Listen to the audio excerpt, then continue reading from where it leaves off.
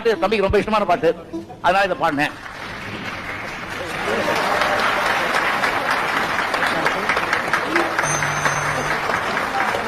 சொல்லிட்டு அதுக்கு அவர் டியூன் போட்டு அதுக்கு ஒரு பாட்டு எழுதி சமுதாயத்தில் இருக்கக்கூடிய அத்தனை பேருக்கும் பொருந்தக்கூடிய ஒரு விஷயத்தை எழுதக்கூடிய சிவசக்தி படைத்த அந்த கண்ணதாசன். அதுல விஷயம் என்னன்னா, கவிஞர் முதல்ல எழுதினாரோ அண்ணன் டியூன் போட்டாங்களோ தெரியாது. அதுக்கப்புறம் என்னை பாதித்த வார்த்தைகளை அவர் போடுகிறார்.